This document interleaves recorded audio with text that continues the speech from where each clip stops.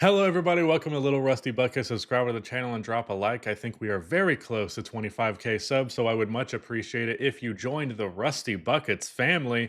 I'm sorry this video is getting out a little bit late. In the fourth quarter, the deficit was so big that I started playing Minecraft in between commercial breaks. And then when the game ended, I was like, still in the momentum of mining and crafting. So what was I going to do? Stop? That's the reason why. I don't have a good excuse this time. But either way, it's not too far after the buzzer. I want to talk about this game 7, though I can't say there is a lot to talk about. I will touch on a few things briefly, but I don't know. There's been a couple of times where I said there's not a lot to say, and then I look down in the recording 16 minutes. So I guess we'll see.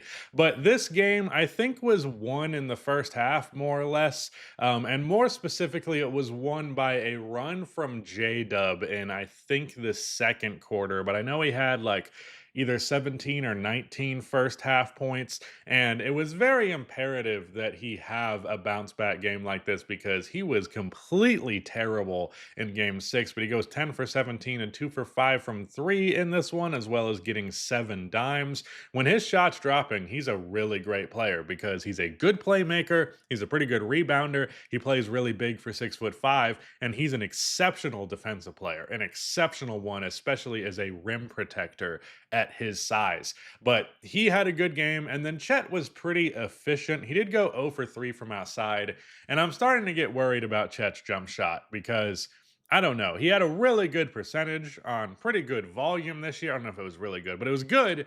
And he shot very well against the Memphis Grizzlies. However, he is always hesitant on his shot. It always takes him a little bit longer than you'd like to wind it up. I don't know. The three with him worries me, but he was good inside the arc. He got a double-double in 29 minutes. Isaiah Hartenstein really efficient with 10 and 7 in 17 minutes. Lou Dort hit one of his 5 three-pointers and only played 17 minutes, so not quite a bounce-back game for him. But SGA probably had his best game of the series. Maybe game 2 was better statistically. I think given the pressure and the context of the environment here, being that this is a game 7, going 12 for 19 for 35 points is huge. 8 for 9 from the free throw line, pretty much in tandem with his typical attempts per game in both field goal and free throws. 3 for 4 from outside. That 3-point shot has been a fucking problem for him in the playoffs thus far, so it's good that that went down. And Cason Wallace ended up getting a lot of those Lou Dort minutes, and he didn't shoot the ball well, but he had a lot of really good energy plays. He had 2 steals, 5 dimes, and Alex Caruso, once again, was just amazing. He's just so good on this damn team, and it's actually kind of nuts.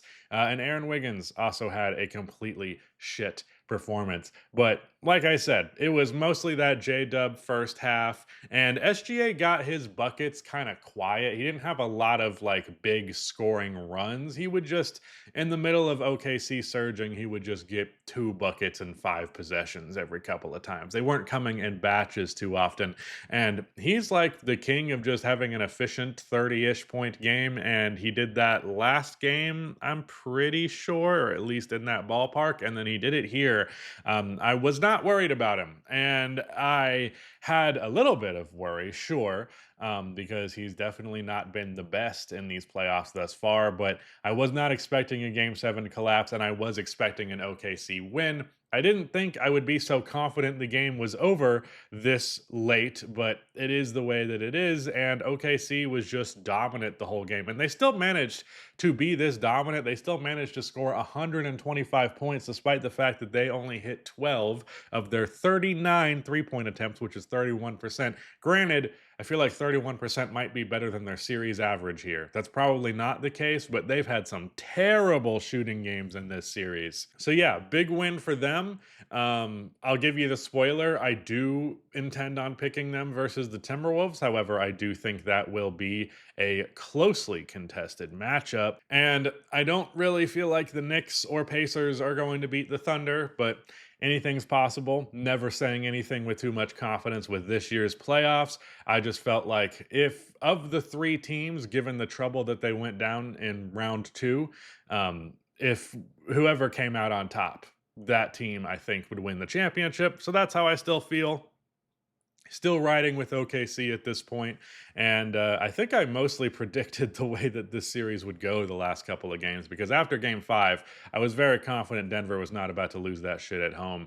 Christian Brown was really good in the first half, but he kind of fell into the complex of, oh shit, I hit like 2 3-pointers that were pretty difficult for my standard. Well, I guess I need to start launching, and then he took like 2 or 3 bad ones. I didn't realize Jamal Murray was quite this bad.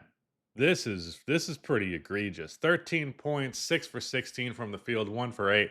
I knew he didn't have it going. I didn't realize the extent of how bad it was. Russ, they were letting him shoot those corner threes, and he did hit a pair of them to be fair, but once again, a very inefficient night for him. In fact, he had a team worst -34. And Michael Porter Jr. again couldn't hit his fucking threes.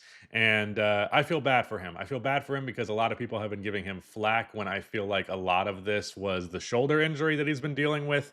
But at the same time, regardless of his context in this series, I just feel like for the price point that he's at, for how consistently he is getting hurt, because I remember him having injury struggles in last year's playoffs, if I'm not mistaken. I just don't think he's really worth holding on to at this point. However, he's also probably not particularly easy to trade, so we'll see how that works out. Aaron Gordon kind of stopped playing like an all-star the moment that I raved about how he's been playing like an all-star. He was bad in game 6, and he is bad in game 7 as well. I'm pretty sure he was bad in game 6. Maybe I'm confusing that with game 5. Yeah, he had 5 points on 2 for 7. Okay, I just needed to confirm that. Yeah, Jamal was bad. Aaron Gordon wasn't very good. He was fine. Michael Porter Jr. was bad. Christian Brown was bad in the second half after a really good first half. Peyton Watson went 1 for 8, so he was bad. Russell Westbrook 2 for 7. Like, this entire series has been defined by the supporting cast. Now, I will say, Jokic didn't have a good game. Jokic had 20 points, 7 assists, 5 turnovers, shot 9 for 11 from the free throw line. Talk about a fucking free throw merchant. I mean, Jokic gets 11 free throw attempts and finishes with 20, and SGA gets 9 and finishes with 35. That's funny. It's almost like the game's about more than just free throw shooting. Yeah, just not a good game from Jokic.